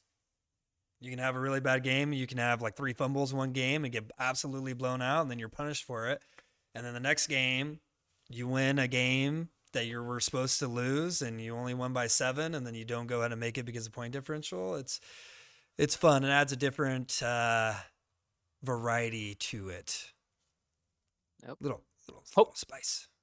Hoping things work out. I'm kind of concerned about the good division. Will those games all get played? But we'll see. Yeah, if anything, I think that there's we'll have some ringer type situation that me and Dan will be working on in the background on that, just to make sure everything gets played. I mean, truth is, dude, if I got to ring some of those games, bro, at the bottom and be a running back for Mouton or something like that, I mean, I am just as bad or as good. I am just as good as Gurley. Okay. And can I ask you about putting tight and good? Was that pretty much because you needed QBs to fill out and you want like the Mouton Tuca kind of matchup, or is that where you think Kite genuinely belongs? No, Kite was going to be in the great division, but I needed a QB, and I know that Kite wanted the challenge, and then Mouton wanted the challenge. I knew Tuca wanted to be there, and then with money, he was going to be in the great too. But I was like, I'm just don't have any QBs for the good division, so I got to put these guys down here, even though they're proven and they're good. Yeah. That's a real wild card. I love the QB matchups we have down there, though. You should have seen the scrim versus Money versus Tuca the other day. They split. One Money won one, Tuca won the other, and they were really great games to watch, man. Very exciting. Oh, shit. Okay. Shit's going to go down. It's going to be interesting seeing those quarterbacks deal with not having a veteran on their team. You know what I mean? Mm-hmm. Like Tuca with Gasol and Kimchi, Money with Thing and Ian, like people that barely played, Kite with Nina and Nito, the human trash can. That's going to be fun. That's going to be the team to watch to see how they do. That's going to be funny. Yep. But what I want to get to next is I'm going to go ahead and name all the teams, and I'm going to give you the next topic. Okay, Jeff? Let's go. All right. So In the Elite Division, you have the Pro Max Super Deluxe with Dan, Wayne, and Wick. Another one, Finn, Tony, Lem. Break Yourself, the Crusty, Devin, Irv. All About That Money, Romo, Ocho Portis, Razzle Dazzle, Jeff Prisms, Sinner, Vibe Squad, Smith, Turk, Blue Squid, Team DGK, Gunna of the Good Division, Tuka, Gasol, Kimchi, Sac City, Money, Thing, Ian, Meme Team, Kite, Nito, Nina, Go Habs Go, Cheeky, Girly, Charlie. What's the main ingredient you were looking for in creating these teams? And do you like the concoction that you made? Yeah, I wanted to switch it up. I feel like there's a lot of Wayne with Krusty and Wayne with Finn and Wayne with Irv. And I wanted to take Wayne out of that situation specifically. So that was one. And, I wanted to put him. Oh, Dan, I want to give you no excuse, nothing to hide behind. You got the best squad in the fucking league, dude. You should not get stopped once. You shouldn't have to kick a fucking field goal. You should score on every goddamn drive. And you guys should be getting turnovers, period. And so I wanted to take Wayne out of that situation where Wayne hides behind veterans. Let's fucking call it what it is, dude. Ooh. And so, and then I wanted to give Krusty an opportunity, and I wanted to give Finn, Tony, and Lem a really fun team that could play some great defense and some high-level offense with Tony's cutbacks and Lem's ability to catch icons. Okay, that's the Elite Division. Trickle down. Finn's winning that division, by the way. Let's go. Angler's So calling it. great division. Trying to assemble something that Ocho liked. Ocho was down. Ocho's before he joined in, he says, "I want to know who I'm playing with." So I gave Ocho kind of an option of which QB to play with. He wanted to play with Romo, and then also, I couldn't put Ocho with Squid or Sin, so I had to put Portis there because of, we all know the issues there. And so then for Prism, I had to drop. I'm just kidding. So then for Prism, I had to drop him down from the Elite Division. He doesn't want any part of that bullshit. And he's told me, dude, that the truth is he's hooked on the Jeff drug, dude. He loves the inconsistency. He doesn't know what he's going to get tomorrow. Did Jeff take his pills or no? He don't fucking know. And he just really likes that's the only thing going with Blitz for him right now is it gets him going. He wants to watch the show matches. He wants to be a part of the Jeff show. That's And then Jeff Dent, right? Yep. And then I think for Smith, Turk, and Squid, I just thought that was just a vibe squad. I figured I'd take Sin. I was going to take Squid, but I figure I give them Squid because Squid's such a vibe with Turk and Smith. That's just a good crew of guys right there. Yeah, can I come in here and talk a little bit? First off, with Romo's team, I'm going to be interested to see how Romo handles the Ocho talking because Portis doesn't talk. So, how does Romo handle if Ocho goes on a fucking tangent about gangbangs and God and religion during the game? Jeff, It's you gonna got be an it. answer? It's just gonna be them. Yeah, Jeff, you got anything to add to that? I mean, I think it's strategic for me to put Ocho on Romo's team.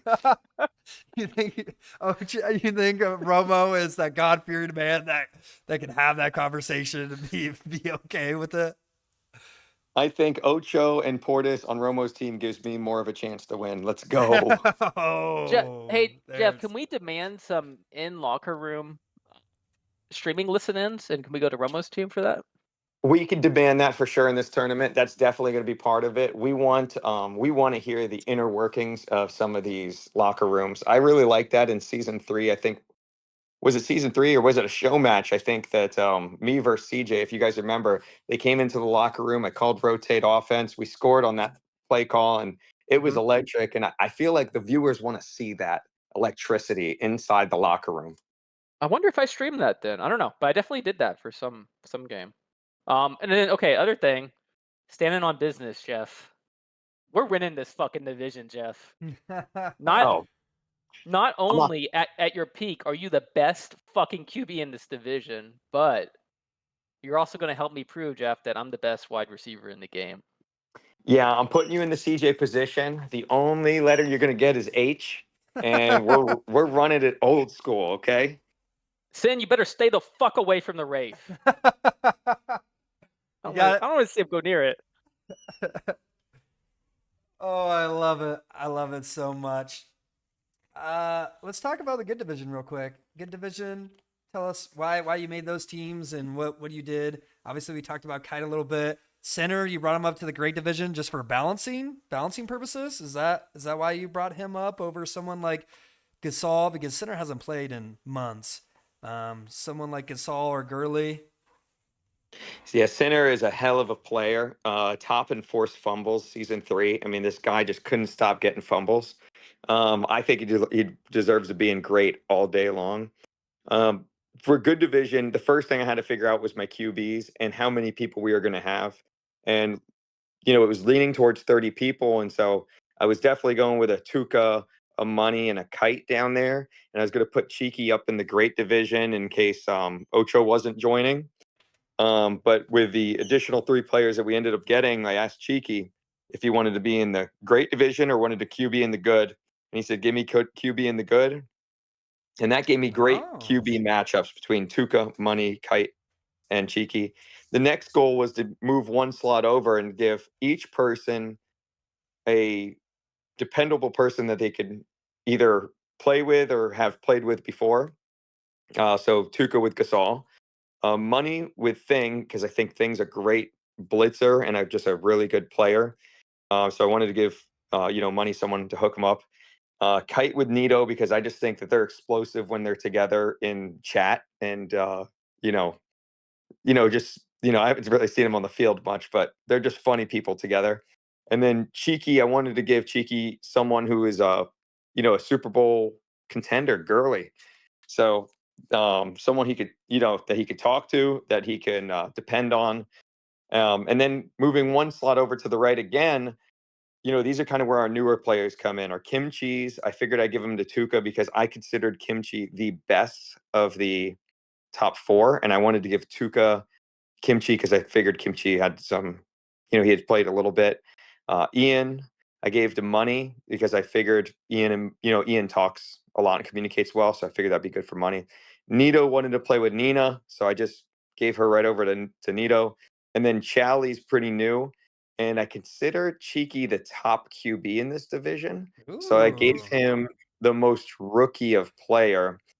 But I wanted to give him Gurley just so he has also a dependable player to be on. But obviously, Gurley left the server today, so we're going to have to figure out what happens with that. I did hit up CJ, and if CJ does come back for this as a ringer, he will be on Cheeky's team. Ooh. Oh, that would kind of put it uneven down there, wouldn't it? Cheeky and CJ on the same team. CJ gets burned by a post. I've been on his team plenty, dude. A few Oh, thoughts, Al, Jeff. come back. Well, one, jumping back to great, did you also put Sin on your team because he's your counter? Sin is a hell of a fucking flitzer, dude. He is my counter. I was going to take Squid all day. But that Smith, Turk, and Squid squad sounded better than Smith, Turk, and Sin. So I figured we'd get some Sin City over here with us. Yeah, I agree. Don't forget him. His Moss is over you, Jeff. Oh, dude, he's good, man. He is my counter. Yeah, if I have a counter, I guess it's Sin. Shit, who else, man? Do I have anyone else that counters me? I think you used to say Lim, but I don't know. No, I'm Lem's counter. Oh shit. I don't know. Finn? No, Finn doesn't beat me. Ocho? Have you ever beat Ocho? Ocho's Ocho? my counter for sure, Oh, dude. there it Yes. is. The leader of NFLs and the leader of Hall of Fame clan. Yeah. Well, okay, jumping into good. The thing that's going to be interesting is you're also forcing a ton of people into coverage. Like Gasol's going to have to cover. Thang and Ehon, like I guess Thang's going to have to cover. First off, that is going to be a tough team for money because I don't think Thang and Ehon pub much from what I recall. Though Thang seems very good in the limited games he's played. A similar story down the line. I guess Nito's going to cover. And then I guess we're seeing Gurley or Chally. I don't fucking know. So it's going to be chaos. It's going to see what QB is going to figure out. Okay, what works in these? I don't want to say clown fest games, but these like more like in the mud. It's not your Scrappy. standard. Yeah, scrappy. Maybe they're not managing late game situations. I think we're going to see some jump balls. Yeah, I agree. You think jump ball meta is going to come to the good division hard? I mean, I think so. Like, if you can get a reliable person, just be like, fuck it. And, Tuca's gonna be like, Gasol, just go get this on fucking Chally's head. I want to see. I want to fucking see that. Yeah. By the way, I think Gasol is the best mossing player in that division. So Tuca does have. I did give Tuca Gasol because of his ability to moss over people, which Yeah. Gasol did the other day in the scrim versus money. Had multiple mosses on the other team. He did moss PFP in a fucking playoff game too to keep Resilient Lions in the game. Yeah, Yes. he did do that. So yeah, I think we're gonna see that, like, weird panic icons that are gonna end up being jump balls. Maybe we'll see a sneak fest too. We'll see. It's gonna be fun. I think there's going to be a lot of blown coverages, kind of like what you were saying. We haven't seen Gasol in coverage. We haven't seen Thing in coverage. They've never covered before. Nito, Gurley, and a lot of those quarterbacks, they like to be double route merchants. Kite likes to be a double route merchant. Money likes the double routes. Tuca likes the double routes. So I feel like there's going to be wide open green on these 90 down ups, these down ups, all of that. Yeah, and I would love to see. I would love to see the lateral meta come to the good division, dude. Ooh, Oh, I like that call, Jeff. I'm going to bring it to the And lead division. I'm gonna be watching any game involving Kite because he has a rivalry with each of these QBs. Oh, brings me to my next topic. Has Kite ever won a show match yet? I know. He just won against Curtis the other day, but it wasn't broadcasted. He beat Curtis twice, back to back, actually. I think he lost once and then won twice out of the 3 games. So he's 2 and however many losses he has. God, Krusty, sign Yeah. up Curtis for the good division. Oh, I was gonna say I would love to see Curtis in this good division that would be awesome. as a QB. All right, boys, we ready to go to the next topic? We ready? And then we're Let's gonna go. leave the floor to Jeff for the last one. Who do you think are the best teams? We kind of talked about it a little bit. Who do you think are the best teams in each division and will win that division? All right. Number 1, Krusty. I think Krusty's going to end up winning that division. I think Dan's in last. I think Finn's in second. You're such a troll. For the great division, I don't think there's any doubt that I'm going to win. I think Romo's going to go down in flames, and I think Smith's going to be in second place. For the good division there, I think Money's going to end up taking it all. I think it's going to end up being Money is number 1. I think Kite's going to be number 3 in a flame out position. Number 2 is going to be Tuca. And I think Muton may end up being number 4 here. Yeah. Okay, Dan, you wanna do it in order too? Sure. I think Wayne, myself, and Wick take that elite division against Finn, and it's gonna be Finn and myself again in a final scenario. And in the great division, it's going to be all about that money against Razzle Dazzle in the finals, and all about that money. We'll take that one. And in the good division, it will be Sac City, which is Money Thing and Ian, against Go Habs Go in the finals, and Go Habs Go, I think, will go ahead and take it. That's my prediction. Cool question, Dan. Who's blitzing for you guys? I think we're gonna take turns. Wayne and I kind of talked about it. I think we're gonna razzle dazzle our defense up itself Okay. too. Well, if you got, yeah, I don't like that. Okay. So I'm putting Finn based off that. I'm putting Finn at 1, Krusty at 2, and you at 3. In great, I'm putting Jeff 1, Romo 2, Smith 3. In good, I'm putting Kite team to win it. I got to go with Tuca at least in a championship game. I'm surprised y'all have Money. I think he's going to be bottom team, perhaps. Although with Gurley, actually, you know what? I'll put Money at 3. I think Mouton's team could implode. I'll put him at 4. Interesting takes, boys. Interesting takes. Gotta love staying on business. All right, Jeff, since we made you wait for an hour and we introduced you a little bit, but let's go ahead and learn about yourself a little bit more before we go ahead and end this podcast. If there was one thing that the community doesn't know about you that's pretty cool about you, what is that one thing? Oh, dude, I am considered the top agronomic mind in Southwest Florida. That's pretty cool. In regards to turf grass, ornamentals, and palms, and I have a incredible knowledge on that. I have over 20,000 homes that I service monthly, um, and growing like every day, dude. Like it's crazy how much we're just getting bigger and bigger. My company is. To famous people The too, like gardener. Chris Sale, the gardener. Yeah. Oh yeah, You got yeah. a lot Well, of oh my famous God, there's clientele? a lot of famous clientele. Mr. Portillo, who's the Portillo's Chicago guy, do his house. Chris Sale, Chris Resop. There's a bunch, dude. The Beach residents. I don't know who he is, but he's some guy named Mr. Beach. He's like super famous. I don't know. He lives on the beach. It's incredible. There's even more. I mean, I don't even know some of the people because all I deal with is their property managers because they're that well off. Naples is one of the, I think it's top 3 real estate in the country. And actually, we have the house that's for sale for the most amount of money in the country, right here in Naples. And actually, I do that house. Cool. Briz, Yeah, I do you worked on have a case that was related to a home in Naples, and it was a fucking crazy ass home. I think it was in Naples, but Jeff, any lawsuits that your company's facing? No, man, we're so fortunate, dude. We've got really careful guys. Everyone's really great, dude. We're super cautious. Good insurance, no issues at all. Everything's dude, we're so fucking lucky. I have such a good Okay. leadership team. If you were to get a lawsuit, like, how would you try to find an attorney? Just curious. Well, first I need Prism's birthday. And then once I get Prism's birthday, I think I'm gonna be able to find one. Okay. Alright. Any questions, Dan? Yeah.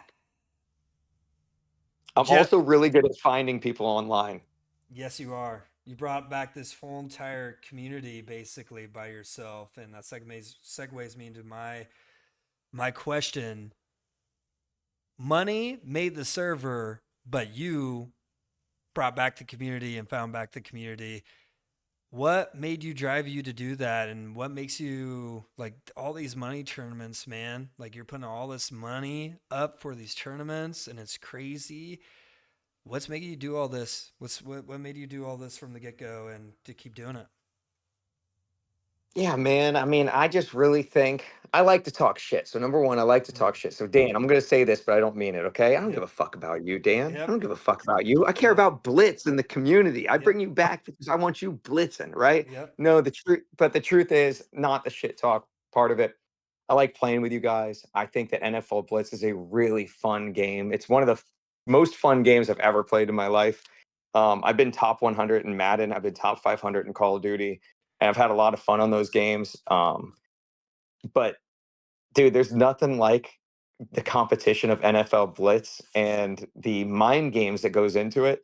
So the story for me is that I was playing a lot of StarCraft, like what was it last whatever it was, a year and a half ago, and I was playing a lot of Melee. You could see from my record, and all of a sudden I was like log on at night and I see like NFL Blitz games coming up and I'm like, bro, who is this? It's like Phil Doe, Pop Gun, Money, and some other people. I forget who they were. It was Cutler was on. And then all of a sudden, I like joined in one game and they're like, "Do you know how to play?" And I'm like, "Yeah, I fucking know, dude. Just let me QB." And then I started scourge juking them, bro. Bixby was on then. I started scourge juking them, and they're like, "Hey, man, you're fucking cheating, moving the scourge like that." And I'm like, "Fuck you! Like, bring the toxic back." Like, these guys are all so nice. I mean, they're not even like playing that much with us because we're so fucking toxic as a community. Probably starts with me. Anyway, at that point in time, Phil Doe had he's actually the one that had the Discord. And so I joined the Discord, and at that point in time, I was like, bro, these boys have a Discord. They're planning each night. I played with them for maybe 4 weeks or something. And each night they were like, hey, I'm going to be on Tuesday. Can everyone get on Tuesday and play? And I was like, bro, there's no way that these people that weren't around back then playing Blitz with us, except for Cutler, are out here playing this game fucking 20 years later, setting up on Discord when they're going to play that week. And they were playing 3 days a week. And so I just started fucking planning my schedule around that Discord and joining. And then at that point in time, after 4 weeks of this shit, I'm like, bro, you know what we should do? We should get the band back together. So I started hitting up everyone I could find on Facebook in my fucking phone, found Irvine's number, hitting up everyone that I possibly could. And somehow through this community, I don't know, I was always wondering how we were going to get Prism, because Prism was the most secretive of all the players that we have, along with Wayne. But I knew that Smith had Wayne's number, so I wasn't too worried. But shout out to whoever brought Prism back, because I have no idea how that happened. Was it Tourney, Pris? Was it through that I Discord that can't. we're all in? Maybe. I can't remember. Yeah, but Jeff, we used to play Hacksball after Blitz, and that's kind of how a lot of us stayed together, plus through Discord. But I actually can't remember, yeah, how I was brought back. That's crazy though that those guys were playing and now they're just gone too. I think Yeah. Phil and the boy, they seemed like they really liked playing just a little bit, and it was they weren't great, it was a bunch of noobs playing. And Bixby was actually a top QB then too. But once the boys started coming back, I feel like the competition just kind of got a little bit too much, and it may have taken the fun away from them. I'm assuming. I can't talk for them, but it seems like what it is. And it got a little toxic early. Remember, we all came back, and me and Tony were arguing, and Dan was, Oh yeah. fuck, his neck was sore from sucking himself off again. Yeah. And everyone was just kind of back and had the angst of the teenage years, and and everyone wanted to fucking had some shit to say to each other that they've been sitting on for 20 years, Yep. I think that's the biggest thing, is a nostalgia trip. Is that what gets you going every single time? Living up your glory days of NFL's leader, Jeff, most tourney wins, most championships. Is that what gets you back? Allegedly. Allegedly.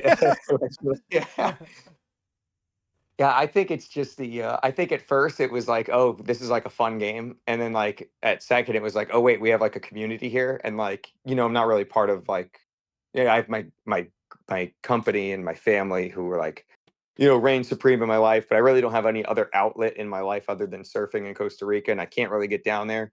So it's great at the end of the day to scroll through Kite's shit posting and Girly's deleted messages that everyone's responding to. And it's just kind of something to take your mind off the other shit in life. So I put some money into this because I just feel like it's important to kind of keep this going, and hopefully something great comes of it. It's been talked about a lot, is developing a game like this, not on StarCraft, but accessible through just regular 3v3 football, and creating something fun out of that. And I think if we are able to show that this game's fun and people like the community, and there's so much cool things happening with the boosts and these new additions that Money's doing. Shout out to Money. And I just think that this is a game that we liked as kids. Why wouldn't our kids like this as kids? Why would this game not become a big game in the future if we made it more digestible for the public, Well, you should have jumped on board with Smith and Wayne, because they were trying to go ahead and get game developers to create it on Steam. And I think that's a great outlet to look, is to truly make it its own game, just like what they did with Dota. Dota was first created on Warcraft, right? That whole entire way of gaming, the MOBAs, was built through Warcraft, and then use map settings, and then they made its own game. So yeah, if you want to go ahead and invest money into making, there's a lot of games kind of like Blitz. on Steam that's very arcade-ish and stuff, but it's not football. There's like soccer ones, there's kind of like handball ones, but there's not like a football one. And I know Smith was heavy into it. So if you're looking for an investment for this game to grow, because I'm going to be honest, it's not going to grow that No, exponentially. it's limited by StarCraft. Yes, and StarCraft is a dead game. But if you pay a game developer to go ahead and have the same ideas and basically copy and paste it into Steam and you publicize it correctly, it could be something. That would be so fun. That would be great. I like playing with you guys, man. Whoa, you do? Yeah, I don't harbor any feelings, dude. You guys all fucking. I mean, Dan, you're hurting your own neck when you're talking like this, bro. You ain't hurting mine. Oh, I don't have to talk anymore, champ. I don't have to talk Ooh. anymore. man, I he got won it. a Super Bowl, Jeff. I got a ring, Jeff. Do you got one? Thoughts on being as important as Krusty, Dan? Thoughts what? Thoughts on being as important as Krusty? Oh, Cressy isn't even Your fellow close. champ? Cressy Your isn't fellow even champ? close. He's not even close to my level. He won in the Down syndrome season. He's not even close to my level. His Even- playoff record says otherwise. His playoff record, he didn't even make the playoffs as Monopoly Man. At least I made the playoffs. But this is good topics that we're going to be bringing up on Sin on Business later. And I love it. Hey, Jeff. Speaking of players on Dan's level, do you think you're a better QB than Dan? And then secondly, are Yes. we going to Yes. see you captain and QB next season? Yes, and yes. love the it. stats and Super Bowl rings say otherwise, Jeffster. Hey, But we'll see. We'll Dan. see, Jeff. I love it. Dan They're hides right. behind There stats. it. Yep. It's behind And Romo. stats. Can he get it done yeah, without Romo. Romo? That's the new narrative, Jeff. Oh, Can man. he get it done at QB and without Romo? I love it. Yep.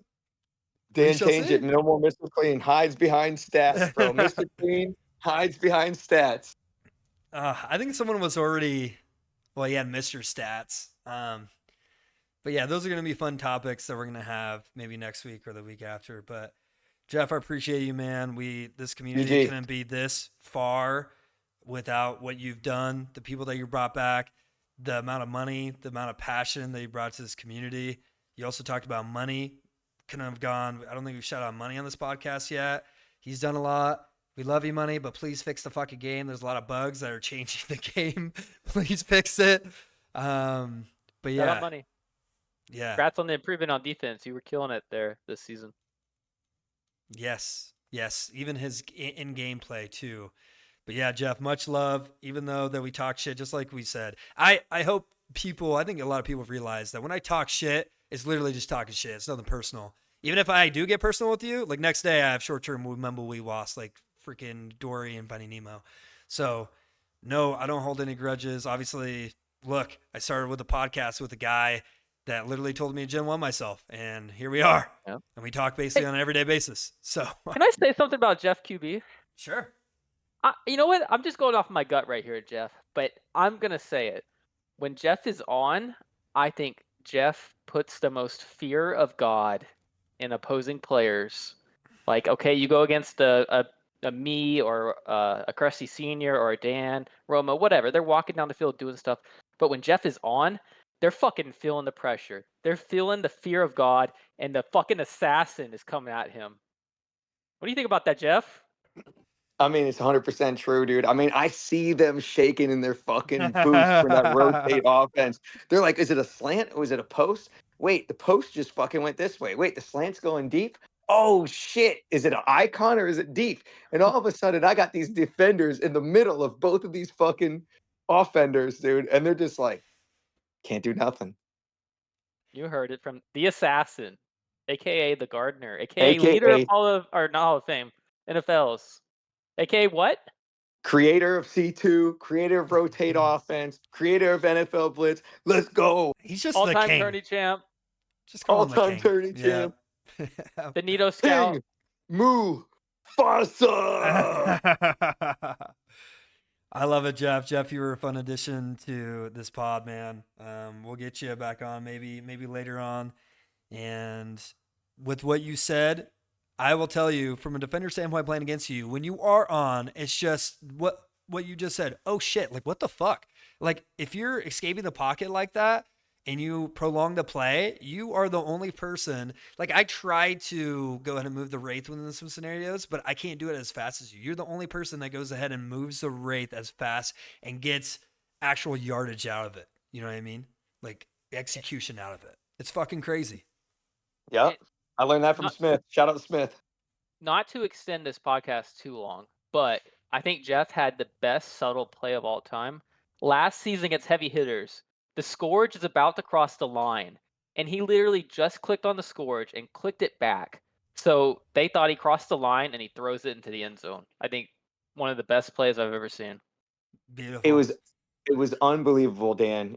I fucking click the Scourge. I run towards the line. I click the Scourge back. I press 1Q as fast as I can. I completely fool Lemnos. Is Jeff like the Beautiful. Ryan Fitzpatrick of our league? He He just might like be. it's just you don't know what you're gonna get. It's boom or bust. But when you get it, it's like holy shit. And Jeff is so smart. Obviously, Ryan Fitzpatrick went to Harvard. So smart within like this man calls defenses nonstop, even in pubs, dude. Like yesterday, I was fucking around having fun. I was doing laterals and stuff. And Jeff's still sweating his ass off, like calling all these defenses, rotation offense. Like you just never stop, bro. You just never stop. He's also the GOAT podcast guest. Let's It's true. fucking go. It's true. Let me give you an outro, Dan. Yeah, we want to do the outro for Jeff in this episode. We ready for it? Yeah, Jeff, I want you to say the podcast name, but first, thank you for our viewers for listening to the Standing on Business podcast. I hope you enjoyed our one-on-one sit down with Dan and then Jeff, where we learned both are straight, but we'll see if the viewers buy it at home. And this was The Angler with me, Dan. And Jeff, can you tell the viewers at home what they were listening to? You're listening to the Standing on Business podcast. Guest episode with Jeffster, aka the King, aka The Gardener. aka the guy that brought NFL Blitz back. We love you, Jeff. Thanks for the podcast, brother. And we'll see you around. See ya, Love you, Jeff. motherfucker.